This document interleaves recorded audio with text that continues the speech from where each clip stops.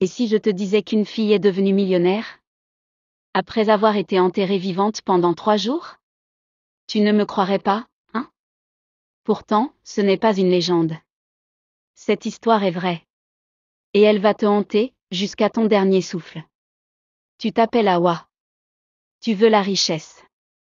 Pas celle que l'on trouve dans les banques. Mais celle qui te donne le pouvoir. L'influence. Le respect. Mais, es-tu prêt à payer le prix? Hawa n'est pas la première à tenter l'impossible. Mais elle est la seule. Dont le nom est devenu un silence dans tout le village. Ce soir-là, elle s'est allongée dans une fosse creusée derrière un arbre mort. Là où la terre sent les morts et murmure aux esprits. Mameye, la prêtresse, s'approche. Elle verse un liquide noir sur le front d'Hawa. Du sang de coq, des feuilles séchées, de l'huile de nuit. Puis elle prononce des mots. Dans une langue que personne ne comprend. Une langue interdite, qu'on dit voler aux sirènes elles-mêmes. Et la terre referme Hawa. 3 nuits sans lumière. 3 nuits sans souffle. 3 nuits où l'eau chantait. Hawa entendait cette voix. Elle venait de sous la terre, ou de l'intérieur de son crâne. C'était une sirène. Pas celle des contes. Une créature ancienne, affamée, éternelle. Offre-toi à moi, et je t'offrirai le monde. Le froid rongeait ses os. Les vers glissaient sur sa peau. Mais elle n'avait plus peur. Elle avait choisi. Le 4e jour, on l'a déterrée. Ses yeux avaient changé de couleur. Ses pupilles étaient dilatées, sombres, presque liquides. Mais ce n'était que le début. La richesse exigeait une offrande. Pas un objet. Une vie. Et ce fut sa cousine. Une petite fille de 7 ans, douce, innocente. Le jour de la fête, la fillette se noya dans une bassine. Silencieusement. Pendant qu'Hawa dansait. Le soir même, elle rentra chez elle. Et trouva son salon, rempli de billets. La télévision s'alluma seule. Écran noir. Une seule phrase.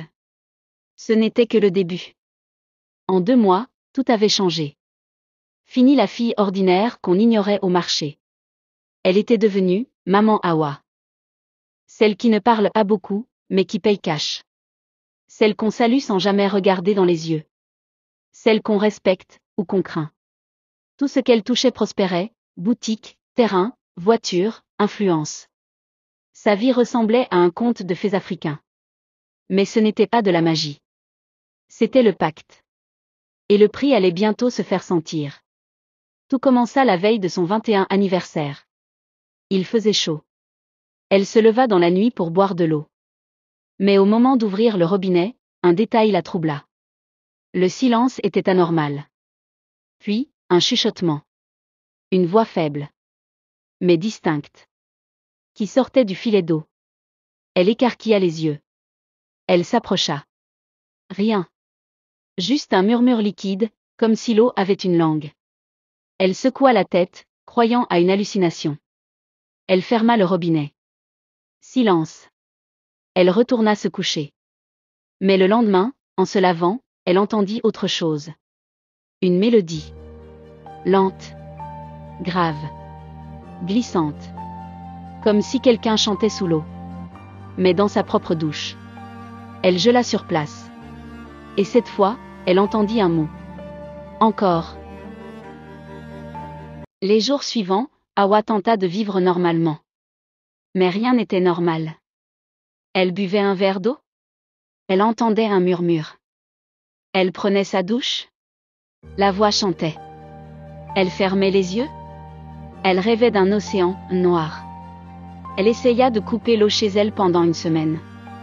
Plus aucun robinet ne coulait. Mais chaque nuit, elle se réveillait avec les cheveux trempés.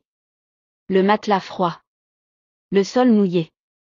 Et dans sa salle de bain, un matin, elle découvrit le miroir brisé.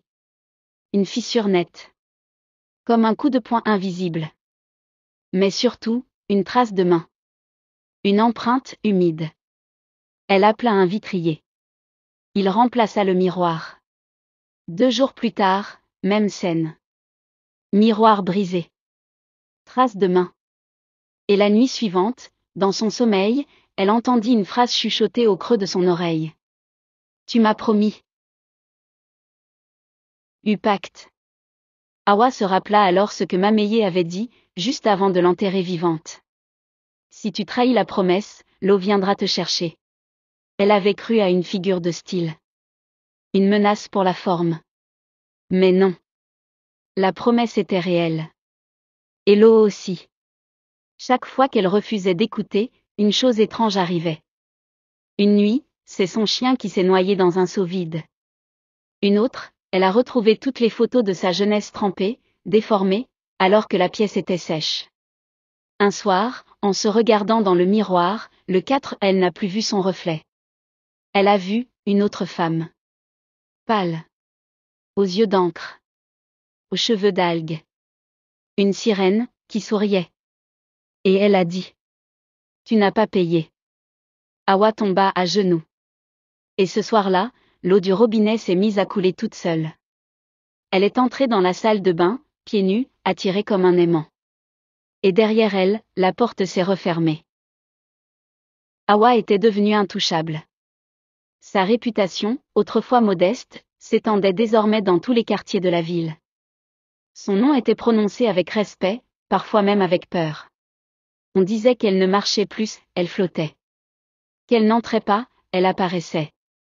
Les boutiques qu'elle ouvrait se remplissaient comme des églises.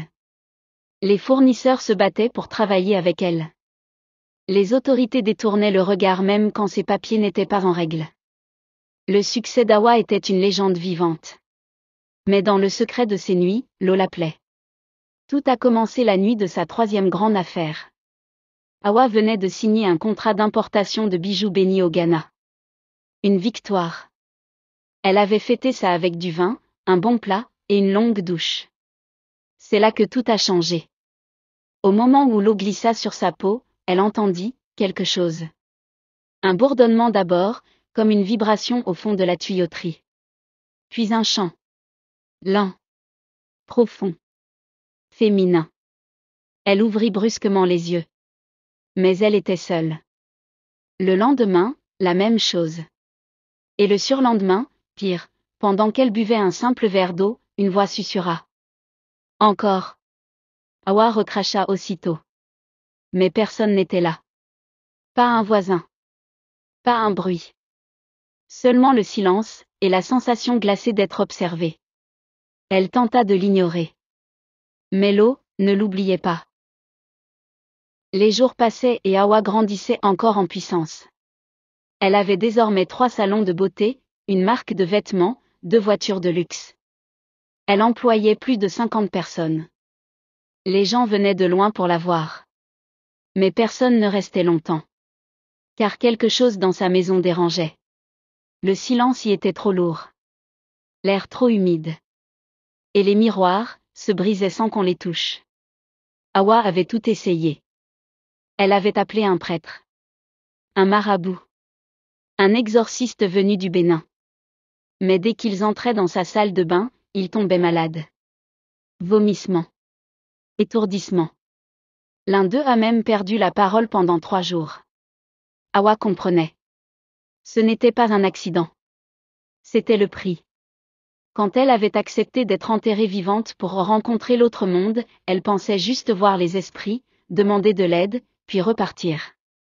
Mais la sirène ne lui avait pas seulement donné de la richesse. Elle lui avait donné une place. Un rôle. Et maintenant, chaque goutte d'eau qu'elle utilisait, était un rappel. Une promesse.